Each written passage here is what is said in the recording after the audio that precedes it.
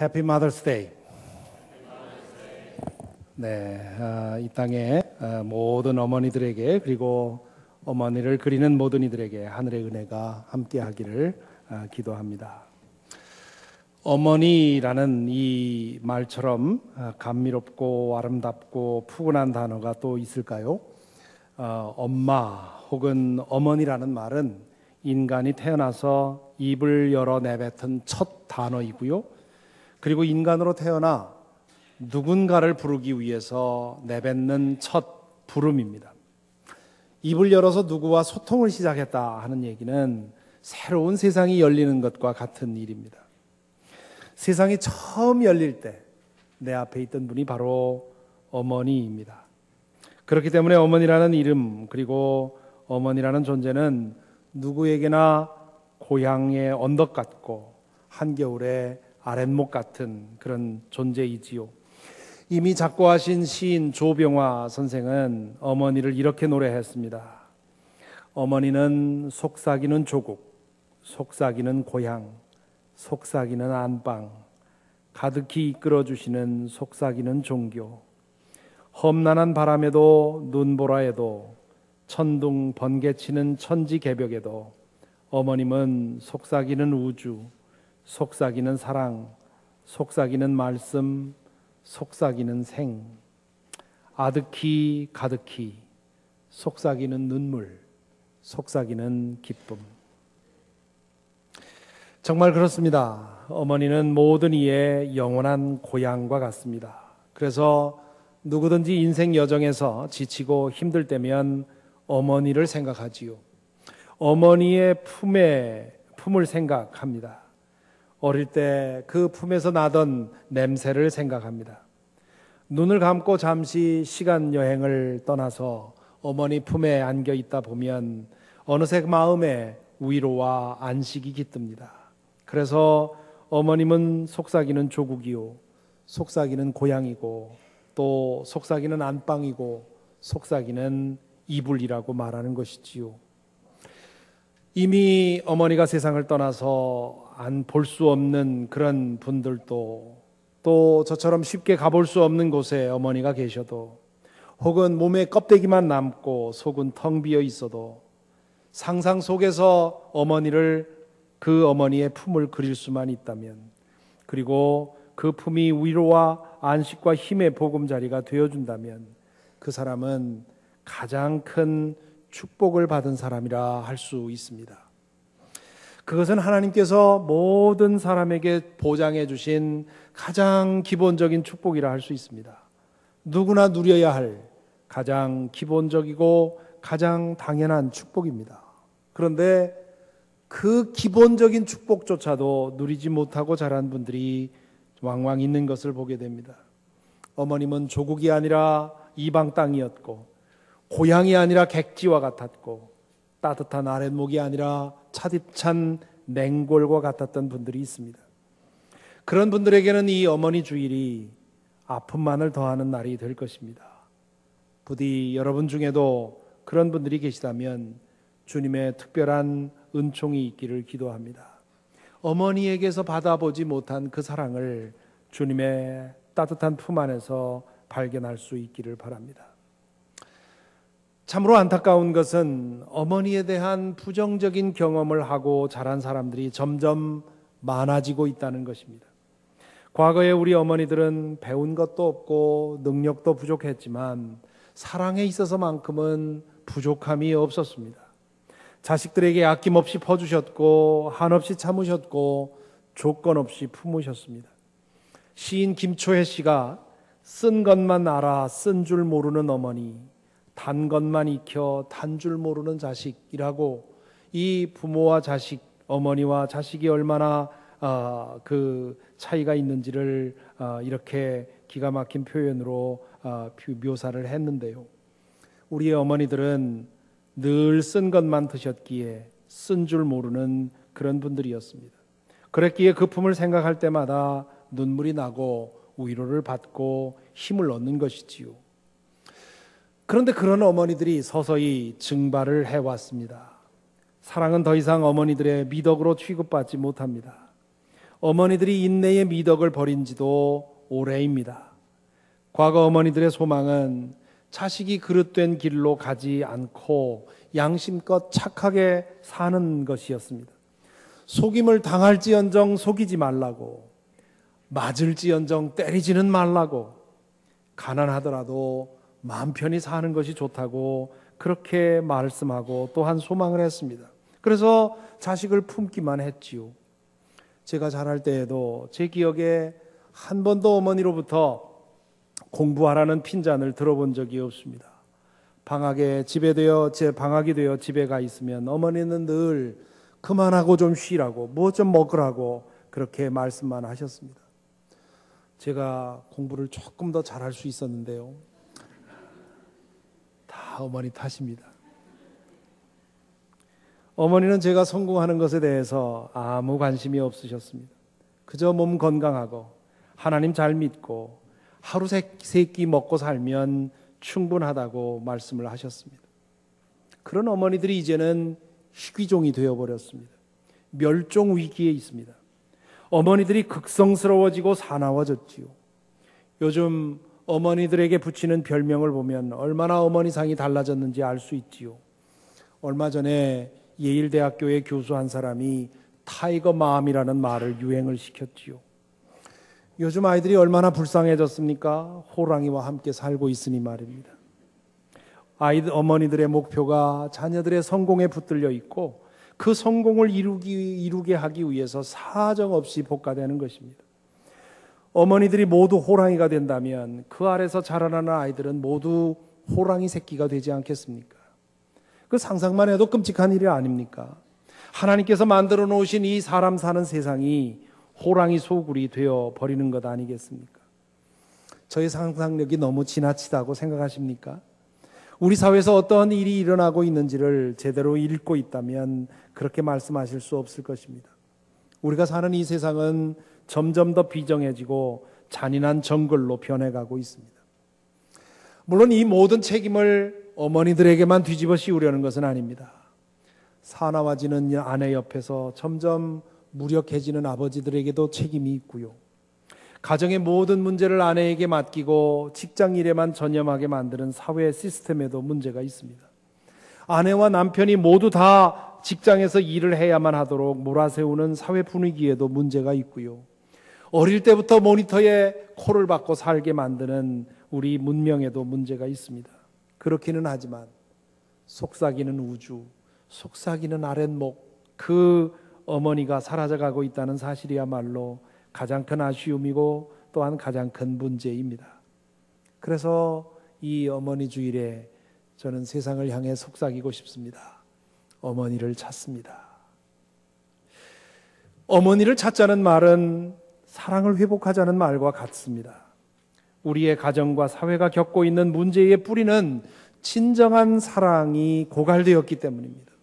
그 현상이 가정과 어머니들의 변화에서 가장 두드러지게 나타나는 것뿐입니다. 과거에 우리가 알던 어머니의 모습이 사라지고 있는 현상을 보면서 우리 모두는 진정한 사랑이 우리 사회의 모든 영역에서 점점 사라지고 있다는 현실을 보아야 합니다. 그리고 그것을 회복하기 위해서 우리가 할 수 있는 일이 없는지를 찾아야 하겠지요. 교회력에 따른 성서 일과가 오늘 읽도록 정해놓은 본문이 말씀은 선한 목자에 관한 것입니다. 시편 본문으로는 만인이 좋아하는 시편 23편을 정해놓았고요.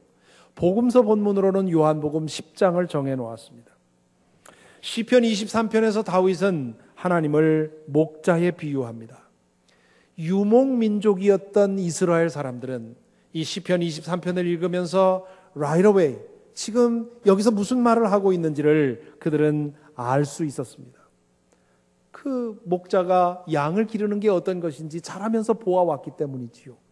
하지만 저같이 농촌에서 자란 사람들은 그 의미를 제대로 알기 어렵습니다. 아마도 다윗이 저처럼 농촌에서 자란 사람이라면 시편 23편은 이렇게 됐을 것입니다. 주님은 나의 농부시니 내게 부족함 없어라.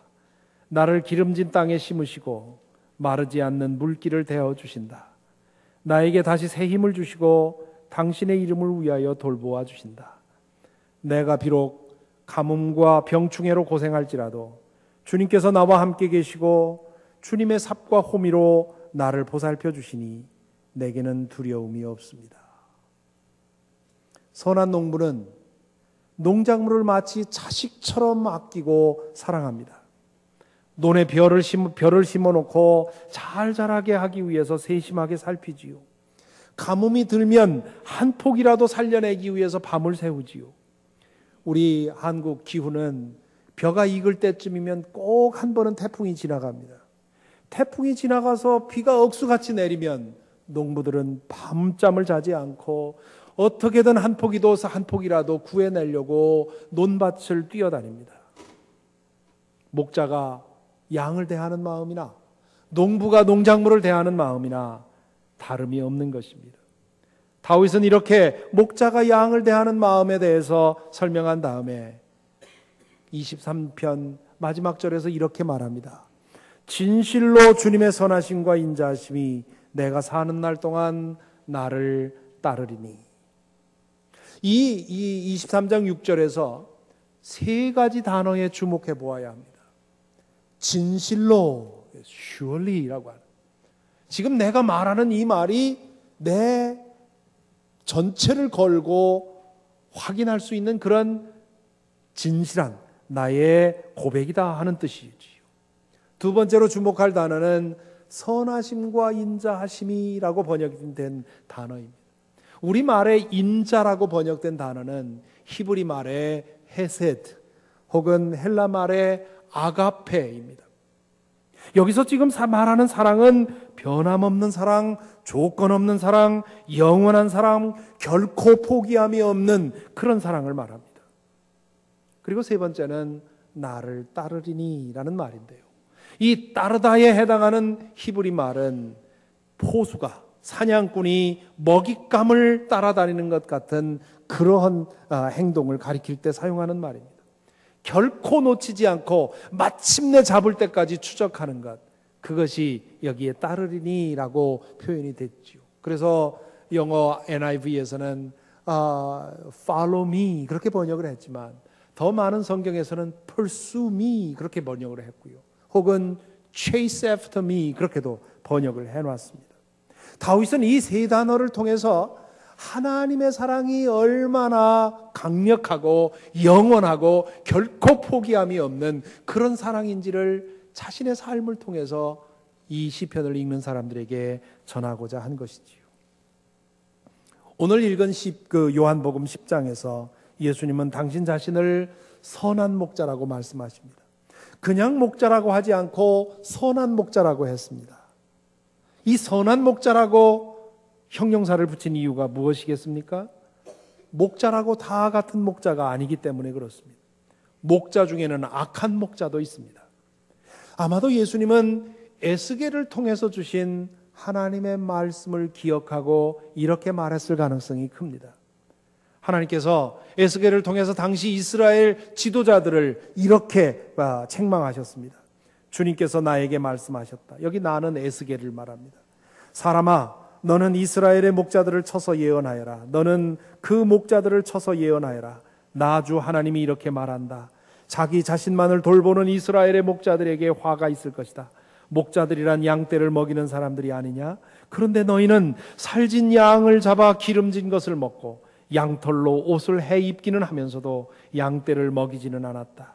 너희는 약한 양들을 튼튼하게 키워주지 않았으며 병든 곳을 고쳐주지 않았으며 다리가 부러지고 상한 것을 싸매어 주지 않았으며 흩어진 것을 모으지 않았으며 잃어버린 것을 찾지 않았다. 오히려 너희는 양떼를 강압과 폭력으로 다스렸다. 예수께서 당신을 선한 목자라고 불렀다면 지금 이 에스겔을 통해서 책망하고 있는 이스라엘의 지도자들은 악한 목자라고 할 수 있을 것입니다. 그들에게는 양들을 위해서 자신을 희생하려는 마음이 전혀 없었습니다. 그들의 관심은 오직 양들을 이용해서 자신의 욕망을 채우려는 것에 있었습니다. 양들이 다치거나 병들어도 관심이 없고요. 오직 강압과 폭력으로 양들을 다스립니다. 이것은 비유이지요. 사람에 관한 얘기입니다. 양은 누군가에게 맡겨진 사람들을 가리키고요. 목자는 누군가를 돌보도록 책임을 맡은 사람을 가리킵니다. 자신에게 돌보라고 맡겨진 사람들을 억누르고 자신의 목적을 위해서 이용한다면 그건 악한 목자입니다. 하나님께서 그 악한 목자를 그냥 두지 않겠다고 오늘 경고하고 계신 것이지요. 예수님은 요한복음 10장에서 이 악한 목자들을 생각하면서 이렇게 말씀하시죠. 11절 보면 나는 선한 목자이다. 선한 목자는 양들을 위하여 자기 목숨을 버린다.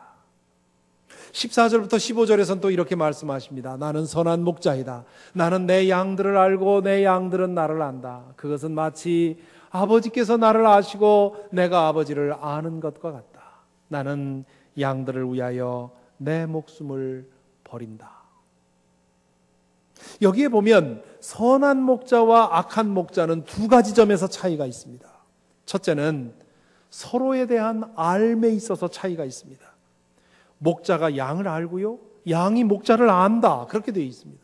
히브리어의 안다, 야다라는 말은요, 이 긴 친밀한 관계를 통해서 아는 것을 가리킵니다. 서로에게 대한 애정이 있어야만 이러한 친밀한 교제가 가능해집니다. 그런 교제를 통해서 서로를 아는 것이지요. 목자가 양을 알고 양이 목자를 안다는 말은 그토록 애정 깊은 관심과 사랑이 그 사이에 있다는 뜻입니다. 그래서 10장 서두에서 이렇게 주님은 말씀하십니다. 문지기는 목자에게 문을 열어주고 양들은 그의 목소리를 알아듣는다. 그리고 목자는 자기 양들의 이름을 하나하나 불러서 이끌고 나간다. 자기 양들을 다 불러낸 다음에 그는 앞서서 가고 양들은 그를 따라간다. 양들이 목자의 소리를 알고 있기 때문입니다. 이 말씀을 이해하려면 당시의 양을 기르는 습관을 좀 기억해야 합니다. 당시의 목자들은 대부분 고용된 사람들이었습니다.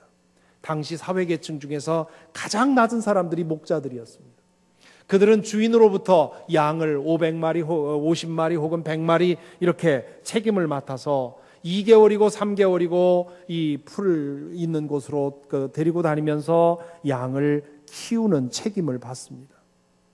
이 목자들은 혼자서 다니는 것이 아니라 다른 목자들과 함께 어울려 다녔습니다. 그래서 낮에는 각각 뿔뿔이 흩어져서 좋은 풀밭에서 풀을 뜯기고 저녁이 되면 한 곳에 모여서 양들을 모두 동굴 속에 안전한 동굴 속에 넣어놓고 그리고 목자들은 밤이 지낼 동안 서로 순번을 정해서 불침번을 쓰면서 양들을 지켰습니다. 그렇게 해서 밤이 지나고 나면 이제 목자들이 아침이 되어서 자기의 양들을 불러낸다는 겁니다. 낯선 사람이 볼 때는 신기하기 짝이 없습니다. 양들 서너 마리만 있어도 우리는 분간하기 어렵습니다.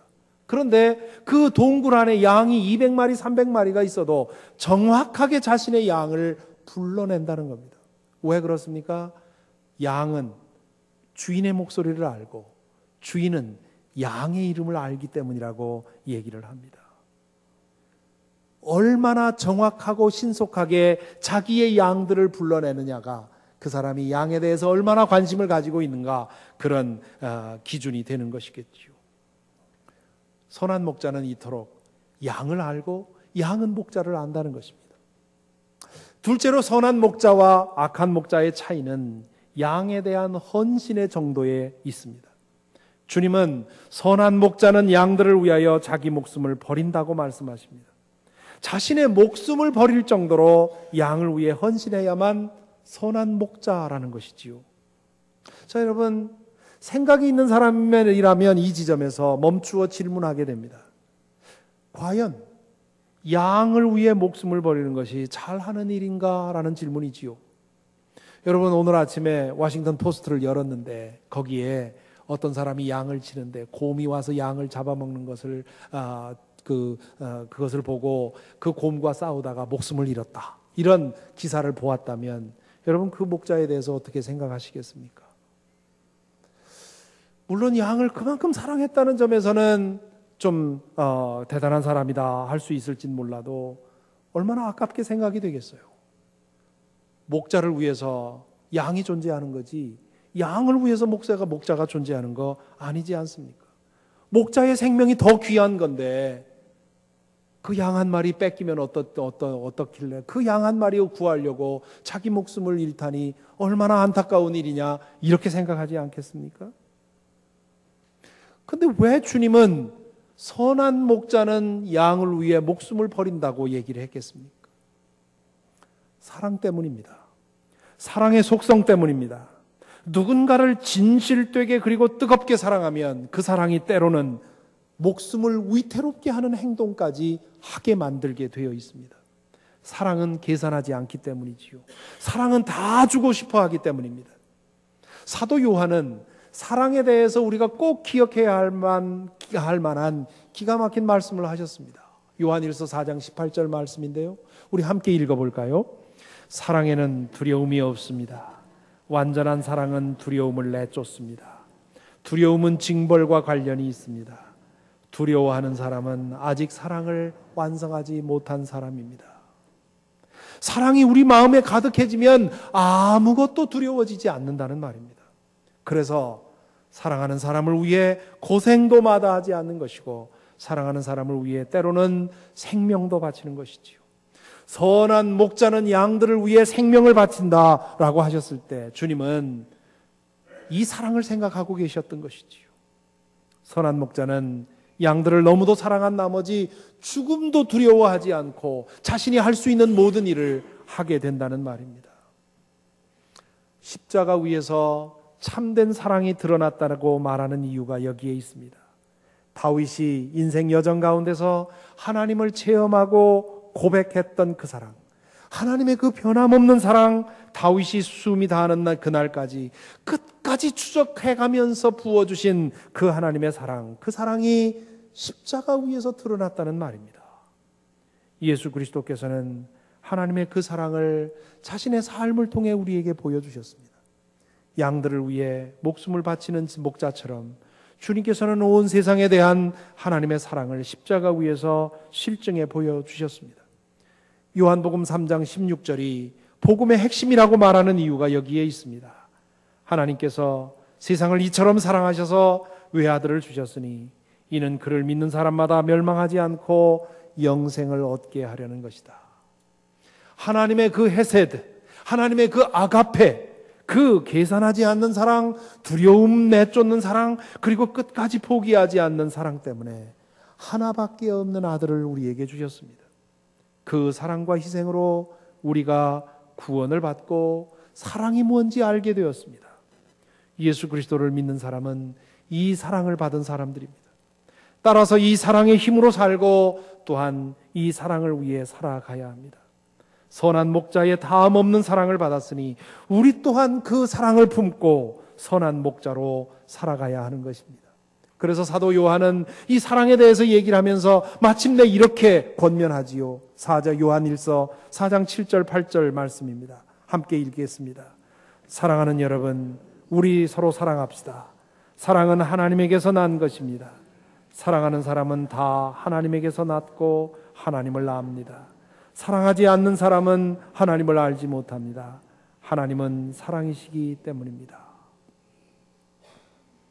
우리 가운데 본능적으로 하나님의 사랑이 무엇인지 알고 그것을 실천했던 분들이 계십니다.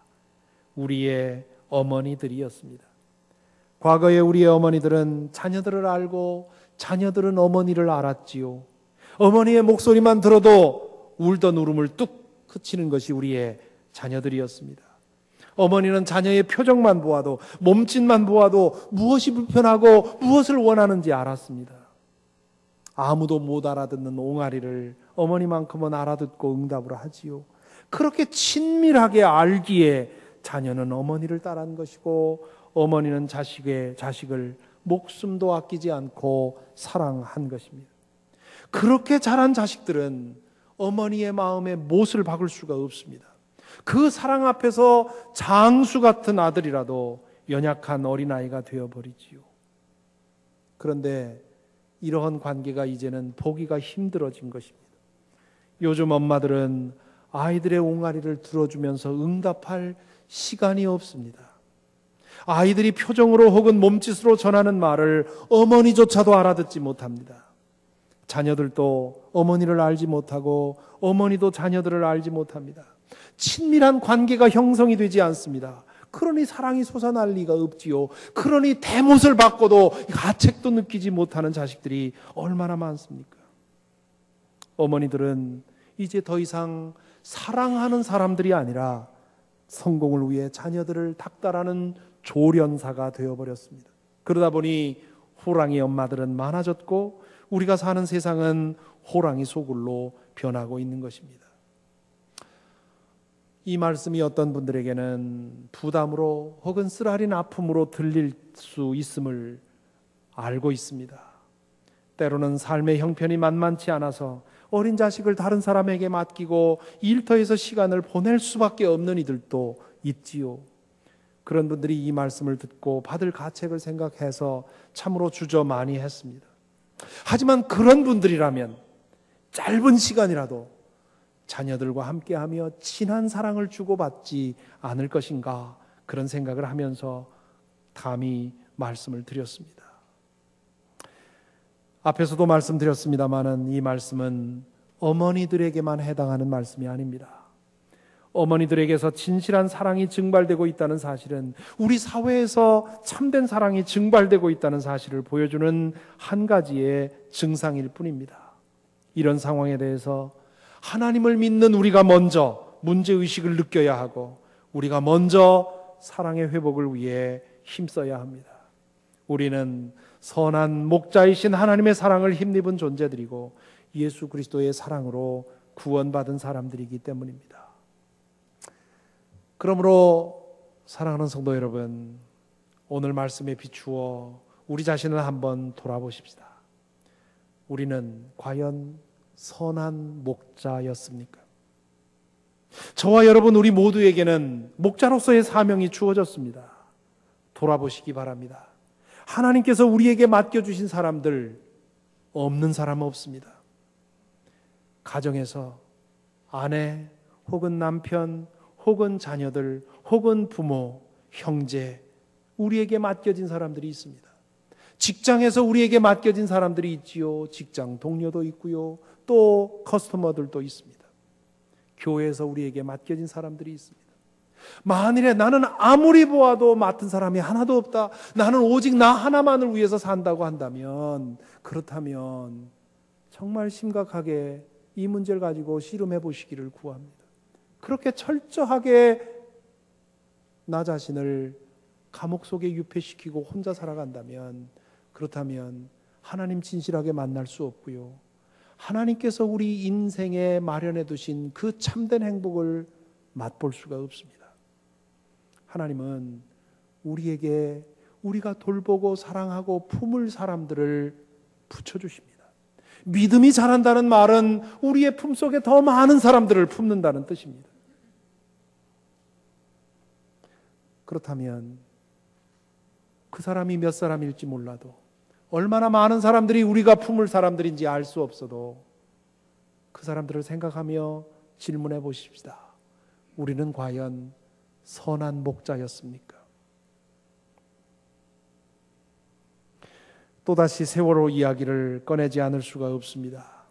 세월호가 침몰되어 가는 과정에서, 그리고 그 사고를 수습하는 과정에서 그들이 어떤 목자들인지, 그 선원들이 어떤 목자들이고, 그리고 이 나라의 관료라는 사람들이 어떤 목자들인지 그 정체가 환히 드러나고 있지 않습니까? 그들 가운데 선한 목자는 별로 없다는 사실 때문에 온 국민이 지금 분노하고 있는 것 아닙니까? 마치 이리가 달려들어서 양을 해치는 것을 보고 동굴 속으로 숨어서 벌벌 떨고 있는 목자처럼 자신의 안위만을 먼저 생각하고 자신에게 맡겨진 사람들을 외면하고 자신들의 이 신변의 이 안전만을 구하는 사람들, 그런 사람들로 가득하다는 사실을 이번 우리는 이 사건을 통해서 똑똑히 보고 있습니다. 우리 사회에 얼마나 책임감이 사라졌고 사랑이 메말른지를 똑똑하게 보고 있는 것이지요. 그런 와중에도 우리를 감동하게 만드는 사람들이 몇몇 있었습니다. 그 중에 한 여성, 22살의 여성 승무원 박지영 씨가 그 사람이지요. 뭐 다 알고 있는 스토리겠습니다마는 사고가 나자 선장과 승무원들, 남자 승무원들은 가장 먼저 배를 탈출했는데 이 여린 소녀라고 해야 되겠지요. 22살이면 이 아가씨는 학생들에게 구명조끼를 나눠주면서 대피를 도왔다는 것 아닙니까? 위기를 감지한 학생 중에 하나가 언니는 왜 안 입어요? 하고 묻자 선호는 맨 나중이다. 너희들 다 구하고 난 나중에 갈게. 그렇게 대답을 했다고 하지요. 그렇게 구하다가 나중에 시신으로 발견이 되었습니다. 저는 이 아가씨의 이 스토리가 전해지면서 여러 번 생각을 해봤습니다. 제 딸보다 어린 이 어린 여성이 어쩌면 그 순간에 그렇게 행동할 수 있었을까? 그 많은 남성 선원들이 자신의 생명을 구하려고 뿔뿔이 달아났을 때 어쩌면 이럴 수 있었을까? 내가 그 자리에 있었다면, 저 아이가 내 딸이었다면 등등 수많은 생각을 하면서 저로 하여금 많은 생각을 하게 해주었는데요. 오늘 말씀을 묵상하면서 생각을 다시 해보니 답이 나옵니다. 위기의 순간에 그의 마음에서 솟아나온 사랑이 그를 그렇게 만든 것일 것입니다. 그 어린 여성이 내가 죽기를 각오하고 더 많은 사람 구하겠다, 내가 장렬하게 전사하겠다, 그렇게 말할 생각을 했겠습니까? 아닙니다. 그는 죽기를 선택했다기보다는 사랑을 선택한 것이지요. 내 동생 같은 학생들이 그들이 죽어가고 있는 것을 보면서 그 사랑이 그를 그 순간에 압도했을 것입니다. 사도 요한의 말씀대로 그 사랑은 모든 두려움을 쫓아냈을 것입니다. 그래서 사람들이 모두 배로부터 빠져나올 때 한 사람이라도 더 구하려고 반대 방향으로 배를 향해서 들어간 것이지요. 사랑이 아니고는 그럴 수 없었던 것입니다. 박지영 씨는 비록 어렸지만 사랑에 있어서는 어른이었습니다. 그는 비록 연약한 여성이었지만 누구보다 강한 사람이었습니다. 사랑이 그의 두려움을 밀어냈기 때문입니다. 그는 계약직 말단 직원이었지만 우리가 아는 한 그 배 안에 있던 몇 안 되는 선한 목자였습니다. 그의 종교가 무엇인지 저는 알지 못합니다마는 그는 분명히 그 순간에 하나님 안에 있었다고 말할 수 있습니다. 사도 요한이 말씀하지 않았습니까? 사랑 안에 있는 사람은 하나님 안에 있고 하나님도 그 사람 안에 계십니다. 그러므로 이 시간 다시 한번 우리 각자 자신에게 물어보십시다. 나는 과연 선한 목자입니까? 주님께서 나를 사랑하신 그 사랑이 과연 나에게 있으며 그 사랑으로 내 아내, 내 남편, 내 부모, 내 자녀, 내 형제, 우리의 가족들을 대하고 있습니까? 선한 목자의 심정으로 내 직장에서 일하고 있습니까? 선한 목자의 심정으로 교회 안에서 돌보고 섬기는 일을 하고 있습니까? 부디 저와 여러분 우리 모두가 선한 목자이신 주님의 마음을 품게 되기를 간절히 소망합니다.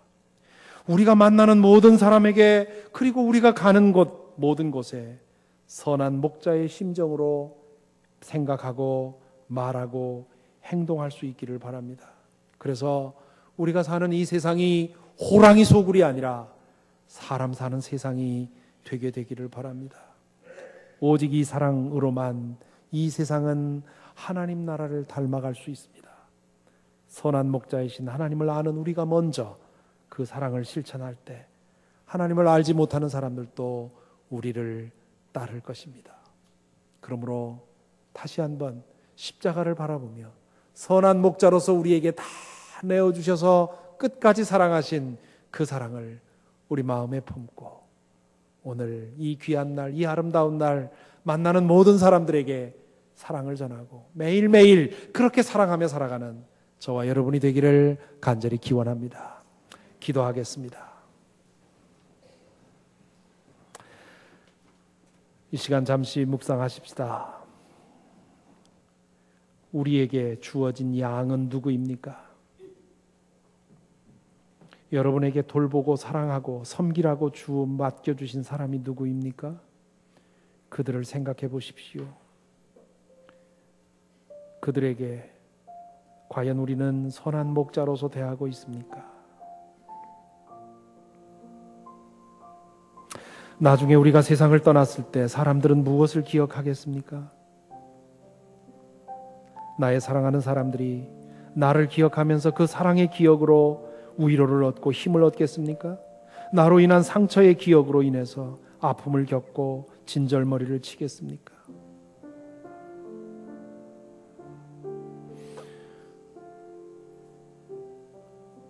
우리의 신앙의 연조가 얼마나 됩니까? 과연 믿음이 깊어지면서 우리의 기도 안에, 우리의 품 안에 품은 사람들이 얼마나 더 많아졌습니까? 가정에서, 교회에서 내가 얼마나 많은 일들을 섬기고 있습니까?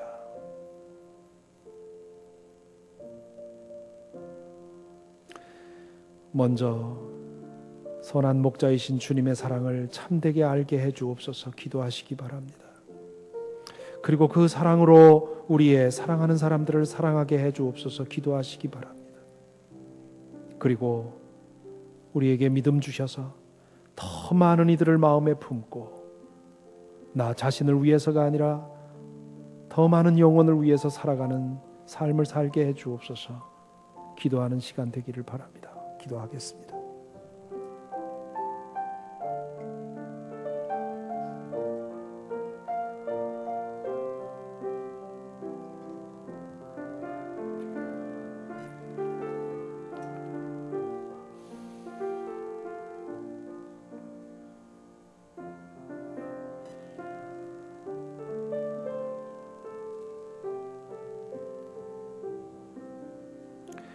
선한 목자이신 주님, 저희에게 주님의 사랑을 알게 하시고 주님의 마음을 품게 하여 주옵소서.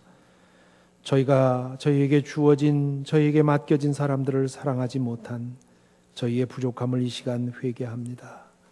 주님, 저희들의 죄를 용서하여 주시옵시고 우리에게 맡겨진 이들을 진실로 품고 사랑하게 하여 주시옵시고 우리의 품이 더욱더 커져서 더 많은 이들을 품고 사랑할 수 있도록 사랑의 능력을 더하여 주옵소서. 우리 주 예수 그리스도의 이름으로 기도하옵나이다.